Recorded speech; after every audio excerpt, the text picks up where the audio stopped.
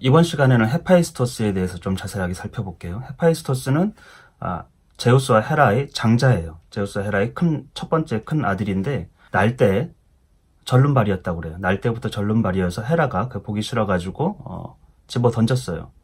근데 헤파이스토스는 그 제우스와 헤라의 장자라고 하면은 실제로는 우라노스와 가이아의 그 장자권 또 왕위 계승권은 크로노스가 갖잖아요. 그 크로노스와 레아 사이에 그 장자권을 제우스가 가져요. 그렇죠? 왕위를 제우스와 헤라 사이에서 난 장자예요. 그러니까 혈통으로 보면 굉장히 좋은데 부모로부터 인정을 못 받았어요. 그래서 헤라로부터 헤라가 이제 집어 던졌죠. 그 표현이 일리아스에 나오고 있어요. 일리아스를 한번 봅시다. 일리아스 18권 390 한 3행쯤 제가 한번 읽어보도록 할게요. 이 대목은 그 전에 이제 테티스 여신이 헤파이스토스를 찾아가서 아킬레우스의 무구를 만들어 달라고 부탁을 하려고 찾아갔어요. 그러면서 나오는 이야기입니다.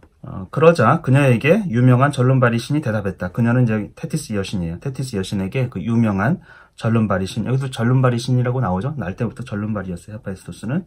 참으로 어렵고 존경스러운 여신께서 내 집에 오셨구려. 여신께서는 나를 구해주셨지. 내가 절름발이라고 해서 나를 없애버리려던 파렴치한 어머니의 사악한 속셈 때문에 내가 멀리 추락하여 고통당하고 있을 때 말이오. 여기서 보시면 헤파이스토스가 굉장히 어머니를 위하고 헤라, 그러니까 헤라를 굉장히 위하는 효자거든요. 근데 이 테티스를 만나가지고는 어머니에 대해서 파렴치한 어머니, 사악한 속셈 이런 식으로 이제 약간 비난을 하고 있어요. 그 이유가 태어날 때 내가 절름발이라고 해가지고 나를 없애버리려 했다. 없애버리려고 했어요. 첫째 아들이 태어났는데 보기 싫은 거예요. 절름발이라고 해서 없애버리려고 했어요. 그래서 추락했는데 그때 누가 구해줬냐면 여신. 그 여신은 테티스 여신을 얘기하는 거예요. 그 테티스 여신이 자기를 찾아왔어요. 그리고 그 뒤에 이렇게 보시면 도로 그 자신 속으로 흘러들어가는 오케아노스가 처음에 이제 그 물을 보내잖아요. 강의 신이에요. 그리고 그 마지막 강도 오케아노스가 다 세상을 이렇게 감싸고 있기 때문에 도로 자기 자신으로 품으로 들어가는 그 오케아노스의 딸 에우리노메는 예뻤어요. 오케아노스와 테티스의 딸들 중에서 굉장히 예쁜 그 에우리노메와 테티스, 여기서 테티스는 아킬레우스의 어머니 테티스를 얘기하는 거예요. 네레우스의 딸인 테티스께서 둘이서 에우리노메와 테티스께서 나를, 여기서 나는 헤파이스토스를 얘기합니다. 나를 품속에 받아주시지 않았던들 나는 마음속으로 고통을 당했을 것이오. 나는 9해 동안 그분들 곁에서 지내며 속이 빈 동굴 안에서 부르치며 나선형이 팔찌며 귀걸이며 목걸이 같은 장신구를 수없이 만들었지요.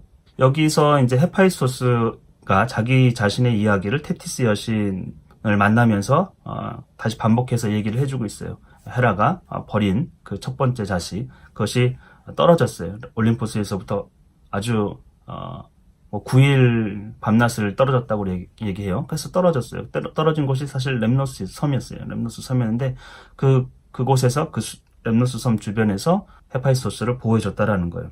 에우리노메하고 테티스가. 그래서 그는 9년 동안이나, 그러니까 올림포스를 못 가고 9년 동안이나 그 여신들하고 같이 살면서 온갖 장신구들을 만들어줬어요. 헤파이스토스는 우리가 대장장의 신이라고 보통 얘기하는데 불을 다뤄요.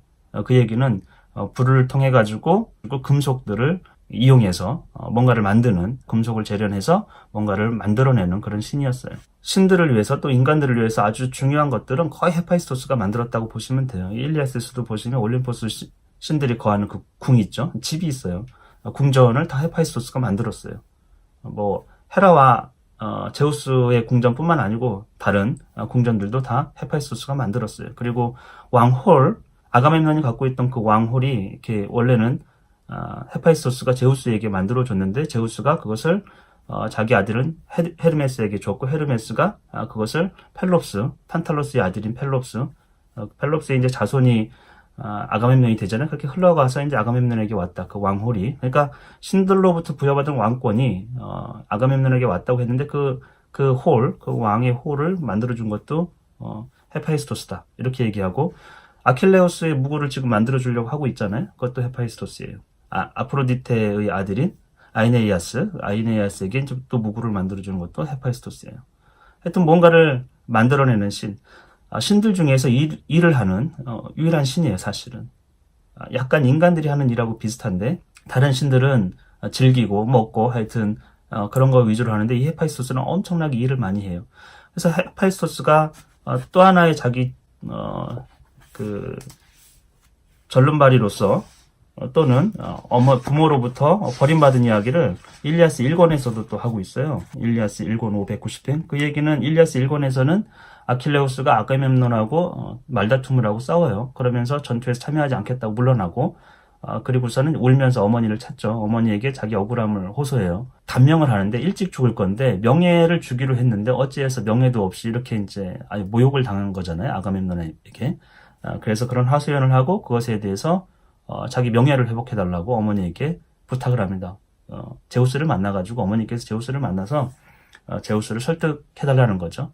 그래서 아카이오이족이 자기 없으면 어떤 운명에 처하게 되는지 마치 아가멤논이 아킬레우스 없이도 우리가 잘할 수 있다고 얘기하는데 그렇지 않음을 보여달라는 거죠. 그것으로 자기 명예를 회복시켜달라고. 그래서 테티스 여신이 제우스를 찾아가서 부탁을 하죠. 다리를 붙잡고 이제 턱을 만지면서. 근데 그것을 헤라가 봤어요.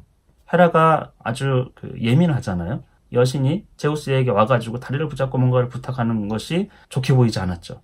특히 헤라가 총이 밝아요. 헤라도 약간 지혜가 있기 때문에 어떤 이유로 저 테티스가 왔는지를 거의 예측을 했어요. 일리아스에서 보시면 아카이오이족에게 어려움을 주려고, 고난을 주려고 아킬레우스 때문에 그런 추측을 하고 이제 말다툼을 좀 했거든요. 그래서 제우스와 헤라의 말다툼을 그 첫째 아들인 헤파이스토스가 중재를 하고 있어요. 중재를 하는 얘기예요. 그래서 어머니에게 이런 얘기를, 헤라에게 이런 얘기를 주고 있어요.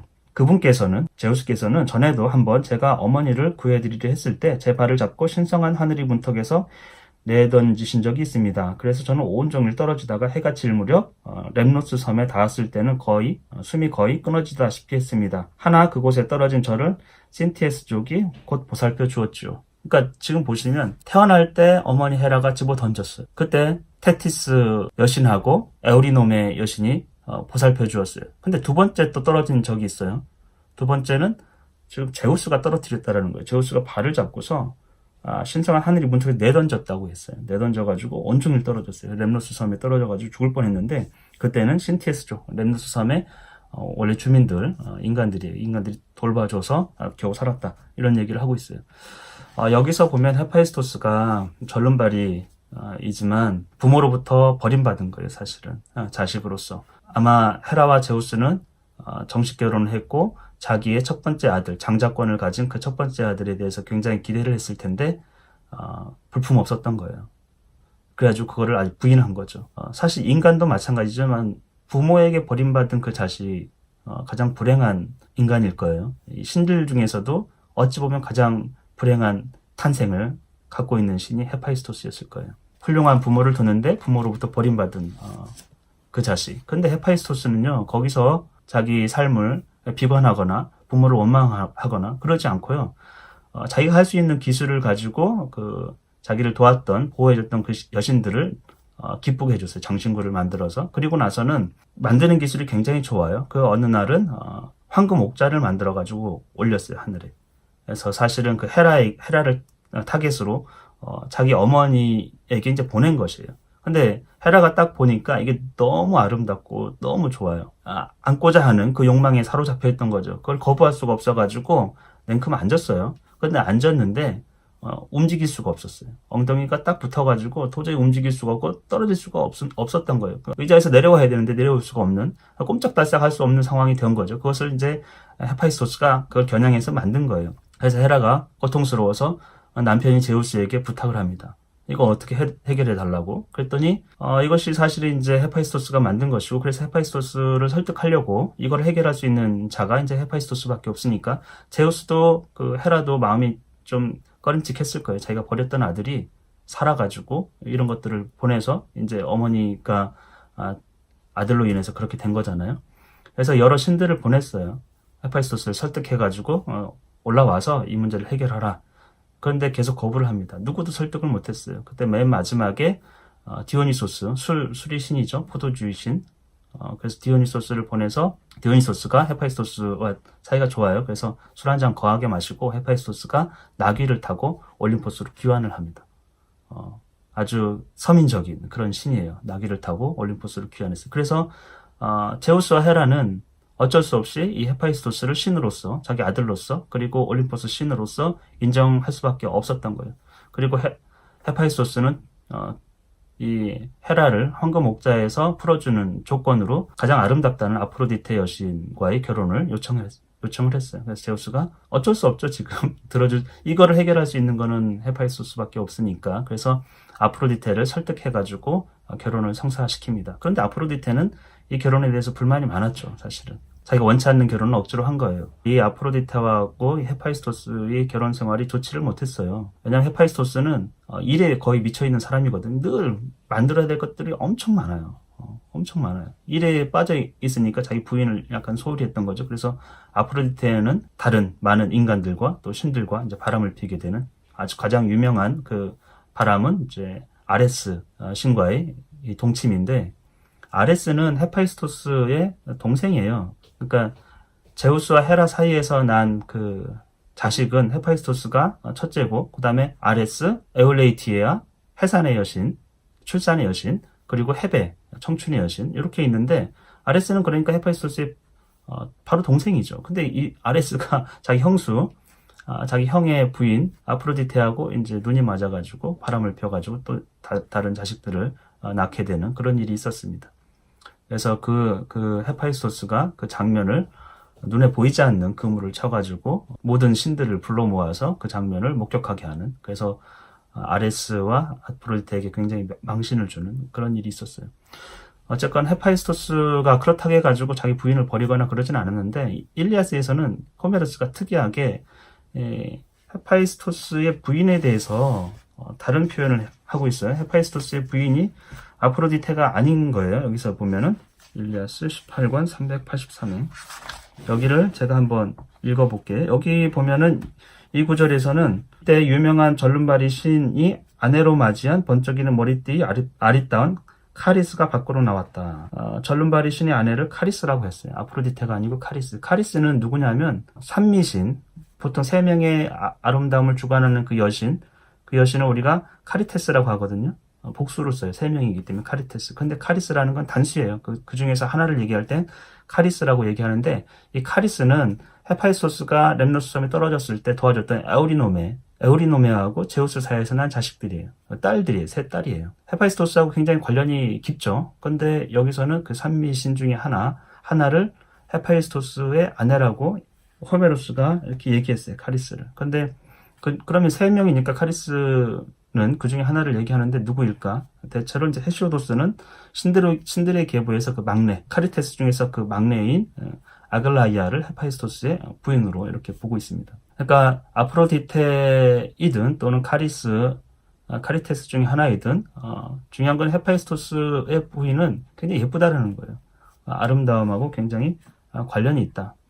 근데 이제 일리아스에서 호메로스는 그 다른, 보통 우리가 알고 있는 그리스 신화에서 나오는 이야기하고 조금 다른 얘기들이 가끔 있거든요. 그 카리테스에 대해서도 몇 번이 언급이 되는데, 14권 267행을 한번 볼까요? 일리아스 14권 267행. 헤라가 자매신에게 이런 부탁을 해요. 그러니까 제우스를 재워가지고 이제 동침을 하면서 제우스가 그 전쟁을 트로이아 군에게 유리하게 이끌어가는 것을 중지시키려고, 그러면서 자매신을 이제 설득을 하려고 하면서 이런 얘기를 합니다. 네, 그대에게 젊은 카리테스 여신들 가운데 한 명을 주겠어요. 그녀가 그대와 결혼하여 그대의 아내로 불리도록 말이에요. 그러니까 여기서도 카리테스 여신이 아주 아름답잖아요. 그 자매신에게 부인으로 주겠다고 헤라가 꼬시는 거죠. 그렇게 해서 자매신이 그 얘기에 설득이 돼가지고 제우스를 재우는 그런 장면이었어요. 근데 여기서 카리테스 여신 중에 한 명을 뭐 아내로 주겠다고 하면서 그대가 늘 열망하던 파시테를 주겠단 말이에요. 파시테라고 했는데, 카리테스 중 한 명이 파시테라고 했는데, 파시테라는 이름은 다른 전승에서는, 다른 신화에서는 나오지는 않거든요. 그래서 일리아스에서만 호메로스가 특별하게 다르게 언급을 하고 있어요. 헤파이스토스는 헤라와 가까워요. 아프로디테 자기 부인보다도 자기 어머니하고 훨씬 더 가까이 지내면서 헬라스 편을 조금 들고 있습니다. 아킬레우스가 파트로클루스가 죽고 나가지고 그 새로운 무구를 어머니에게서 받아서 전쟁에 다시 나가잖아요.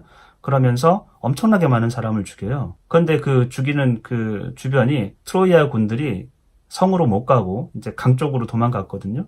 스카만드로스 강이라고 트로이아 평원 그 주변을 흐르던 강인데 거기서 어마어마하게 많은 사람을 죽여가지고 시체가 이제 강에 막 떠밀리고 물이 완전 시뻘겋게 됐어요. 그래서 강의 신이 누워있어요. 스카만드로스 강의 신이. 그래서 그 강의 신이 아킬레우스를 그 물살로 거의 죽기 일보 직전에까지 몰고 가잖아요. 그때 이제 헤라가 보고 있다가 도저히 안 되겠으니까 아킬레우스를 구하기 위해서 자기 아들인 헤파이스토스에게 불이 신이잖아요. 불길로서 이제 물을 다스려라 이렇게 얘기한 거죠. 맞서 싸우게 만들었어요. 그래서 뭐 그 강이 막 들끓고 이래가지고 스카만드로스 강신이 결국에는 항복을 하죠. 이제는 전쟁에서 물러나겠다. 헤파이스토스의 그 위력, 불의 신의 그 위력이 어마어마했던 것을 우리가 알 수가 있어요. 그래서 헤파이스토스는 이렇게 보시면 좋을 것 같아요. 인간 삶에서도 태어나면서 부모로부터 버림받을 수가 있어요. 그러니까 부모가 어쩌지 사정이 안 좋아가지고 아이를 키울 수 없어서 버린 게 아니고 장애를 갖고 있거나 못생겼거나 하여튼 부모의 판단에 의해 가지고 부끄러워 보였던 거죠. 그래서 버렸어요. 부모로부터 버림받았어요. 그래서 다른 사람들에 의해서 키워졌어요. 근데 그는 자기의 재능, 뭔가를 잘 만드는 그 재능을 가지고 다시 올림포스로 귀환하는 자기 재능과 자기 지혜로서 또 황금 옥자를 만들어가지고 헤라에게 바치잖아요. 자기 전략이었던 거죠. 자기가 어떻게 할 것인지를 자기 재능과 계획을 가지고서 지혜를 가지고서 인정을 받게 되는, 남들이 인정 안 할래야 안 할 수가 없게 만든 거예요. 헤파이스토스는. 그래서 단순하게 대장장이고 하찮은 이런 신이 아니에요. 당시에 그 철이나 금이나 은이나 구리 이런 것들을 재련하고 만들 수 있는 그런 거는 최첨단 기술이라고 봐야 돼요. 청동기 말기, 청동기에서 철기로 넘어가는 그 시대였기 때문에 최첨단 기술이다. 이것을 다루는 그 국가가 결국엔 지배를 하게 되는 그런 상황이었던 것이죠. 그리고 굉장히 지혜로워요. 그리고 굉장히 합리적이고 이성적이에요. 자기 아내가 바람을 피웠지만 그것에 대해서 자기 수단으로서 망신을 주긴 했지만 그렇다고 해가지고 결혼을 어떻게 깨거나 더 이상의 어떤 것을 하지 않는다라는 거죠. 그것으로 이제 자기가 교훈을 줬으니까 거기서 딱 멈출 줄 아는 그런 신이었던 것이죠. 일리아스에서도 보면 헤파이스토스가 굉장히 부모 사이에서 갈등 상황에서 얘기하는 것을 보면 굉장히 지혜롭습니다. 그 중간에서 잘 중재를 하고 있고 거의 중립을 지켜요. 사실은 굉장히 중립을 지키는데 헤라가 요청했을 때 부모를 잘 공양하는, 그러니까 생각해보세요. 부모가 버렸어요. 버렸는데 그걸 원한을 품고 충분히 그럴 수도 있단 말이죠. 근데 그렇지 않았어요. 그는 부모를 흡족하게 하기 위해서 많은 일을 해요. 효도를 하는 그런 아들이었어요. 문명사회에서 보면은 대장장이처럼 뭔가를 만들고 생산적인 일을 하고 창조적인 일을 하고 힘든 일을 하고 육체를 쓰고 이런 직업에 대해서 하찮게 여기는 그런 사회들이 있잖아요. 굉장히 낙후되어 있는 사회예요. 사회가 발전할 수가 없어요. 우리 조선시대 같은 경우죠. 그러니까 글을 읽는 사람이 우대를 받고 실제로 생산에 활동하는 사람이 차별을 받으면 천한 취급을 받으면 그 사회는 발전할 수가 없어요. 새로운 것들을 만들어내고 기술을 발전시킬 수가 없는 거죠. 그에 반해서 그리스, 호메로스 이후에 보면 그리스가 전 세계에서 가장 탁월한 문명을 만들어내잖아요. 기술적으로도 손을 쓰는 사람들, 기술을 가지고 있는 사람들을 굉장히 우대를 했어요. 그것에 대해서 천시하는 게 아니고, 오늘은 이제 헤파이스토스에 대해서 다뤘는데 우리가 헤파이스토스를 대장간이신 하찮은 일을 한다고 여기면 절대 안 된다라는 거예요. 정말 그는 인간으로서 보기에도 아주 모범적인 그런 신이고, 그 기술과 그 근면성, 그리고 침착한 합리성, 그 다음에 그 감정에 쏠리지 않는 그 많은 장점들, 그리고 자신의 재능을 발현하고 자기 지혜를 통해 가지고 자기 운명을 개척하는 그런 신으로 봤으면 좋겠습니다.